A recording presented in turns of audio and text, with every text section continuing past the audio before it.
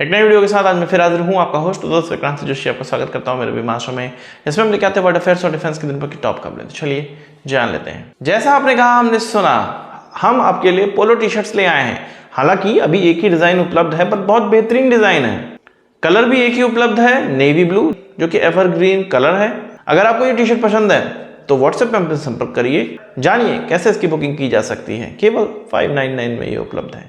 अपनी सबसे पहली खबर की बात करेंगे तो भारत पाकिस्तान रिश्तों को लेकर आ रही है। आपको पता है कि कई अलग अलग मतलब रोज ही पाकिस्तान के अंदर रिबेलियंस का अटैक होता रहता है, अलगाववादियों का अटैक होता रहता है, फ्रीडम फाइटर्स का अटैक होता रहता है। इसमें टीटीपी, तहरीक-ए-जिहाद, इसके अलावा बलूचिस्तान लिबरेशन आर्मी, कई ऐसे संगठन हैं जिनके द्वारा अलग अलग प्रकार के अटैक किए जाते हैं और हर बार पाकिस्तान के द्वारा यही कहा जाता है कि रॉ की तरफ से ये अटैक करवाया गया है, रॉ की साजिश है।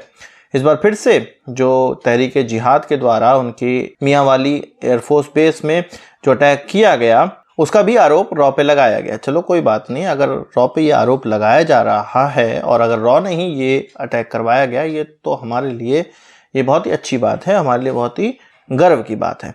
दूसरी बात ये कि पाकिस्तान को अब सीरियसली लगता है कि उनके वहाँ जो सब चीज़ें कराई जा रही हैं वो रॉ के द्वारा कराई जा रही है। एक क्रैकडाउन उनके द्वारा किया जा रहा है, मतलब सो कॉल्ड क्रैकडाउन है।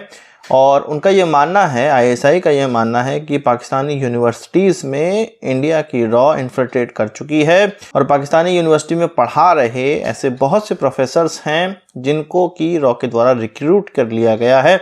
और इसी का क्रैकडाउन करने के लिए आईएसआई द्वारा जो प्रोफेसर्स हैं उनके फ़ोन की टैपिंग की जा रही है और उन पर निगरानी रखी जा रही है चीन की मदद से। और मुझे तो लगता है कि ये सारा दिमाग चाइना की तरफ से दिया गया है। जिस प्रकार से चाइनीज नागरिक पाकिस्तान के अंदर मारे गए हैं, चीन का ये कहना होगा भाई कुछ ना कुछ तो तुम्हें करना ही पड़ेगा। और इसमें सबसे बड़ी बात यह है कि तुम भारतीयों पर लगाम लगाओ और भारतीय किससे ये काम करवा रहे हैं इन सब चीज़ों की जानकारी लो और इसमें तुम्हें प्रोफेसर्स का फ़ोन टैप करना चाहिए। ये सारी चीज़ वो बताए होंगे। और पाकिस्तान तो भैया कठपुतली है, कभी अमेरिका का, कभी चीन का, कभी अन्य देशों का, तो वो उसी प्रकार की चीज़ें कर रहा है। उसको ये नहीं पता कि उसके यहाँ जिस प्रकार से बंगाल में उन्होंने नरसंहार किया और बंगाल उनसे अलग हुआ, उसी प्रकार से खैबर पख्तूनख्वा और बलूचिस्तान अलग होने वाला है। इसको वो मान लेना चाहिए और जितना भी अट्रॉसिटीज़ वो करते जाएंगे उतनी ही जल्दी ये सारी चीज़ें अंजाम में पहुंचेंगी। बहरहाल इसी बीच में पाकिस्तानी आर्मी के कर्नल को मार दिया गया है इन्हीं रेबेलियंस के द्वारा, इन्हीं अलगाववादी और फ्रीडम फाइटर्स के द्वारा। इसके अलावा बात करेंगे भारत की रॉकेट फोर्स की, जिसमें कि एक बैलिस्टिक मिसाइल जिसको कि प्रलय मिसाइल कहा जा रहा है और ये कहा जाता है कि छोटी दूरी की मारक क्षमता वाली बैलिस्टिक मिसाइल्स हैं, साथ ही साथ एक मीडियम दूरी की मारक क्षमता वाली मतलब 1500 किलोमीटर की मारक क्षमता वाली बैलिस्टिक मिसाइल जिसको कि अग्नि पी के नाम से जाना जाता है। इन दोनों ही मिसाइलों को एक कन्वेंशनल रोल में इंडक्ट किया जाएगा।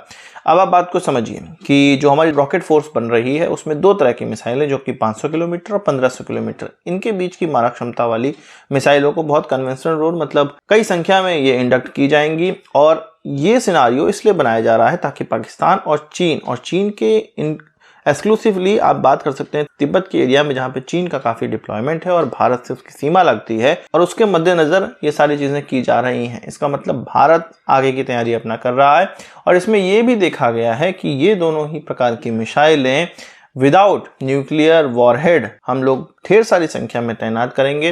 रॉकेट फोर्स आपको पता है कि बनाई जा रही है और इसमें तीनों सेनाओं के अंग के जो रॉकेट्स या मिसाइल इस्तेमाल की जाती हैं उनको एक साथ लाया जाएगा और एक संयुक्त डिसीजन के साथ ही वॉर में इनका इस्तेमाल किया जाएगा। इसके अलावा बात कर लेते हैं इजराइल हमास युद्ध की। आपको पता है कि इजराइल के द्वारा बहुत इंटेंस आक्रमण या अटैक हमास पर किया जा रहा है और जो गाजा पट्टी है उसको दो भागों में बांट दिया गया है। नॉर्दर्न इलाके में जहां पर हमास का बहुत ज़्यादा डिप्लॉयमेंट है, जहां पर ये आतंकी वहां पर रहते हैं, उस पर अटैक किया जा रहा है, जबकि नागरिकों से कहा गया है कि वो सदर्न इलाके में चले जाएं और वो कई संख्या में चले भी गए हैं। वहीं उनके यहाँ जो फिलिस्तीनी काम करते हैं लगभग 90,000 की संख्या में, उनको निकालने की तैयारी भी चल रही है। इनमें मैक्सिमम लेबरर्स ही हैं, मतलब इसराइल के अंदर जो कंस्ट्रक्शन वर्क होता है उसमें फिलिस्तीनी लेबर्स का बहुत संख्या में इस्तेमाल किया जाता है।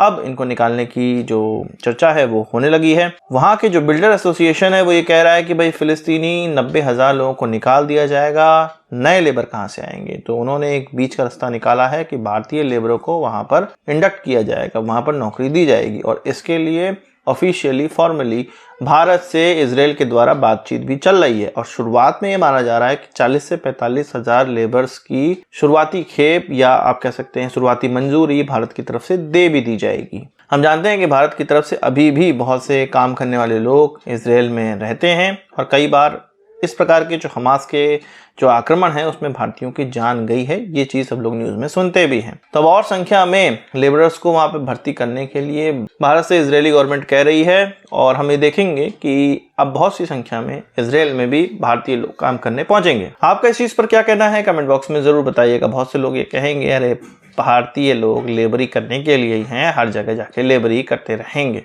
भारतीय लोग हर चीज़ पे माहिर हैं। लेबरर्स भी अगर भारतीय हो जाएंगे इजराइल के अंदर तो कोई दिक्कत की ऐसी बात है नहीं, इसमें कोई शर्म की बात है नहीं। तो आज के इस वीडियो के लिए बस इतना ही। आशा करता हूँ आपको वीडियो पसंद आएगा।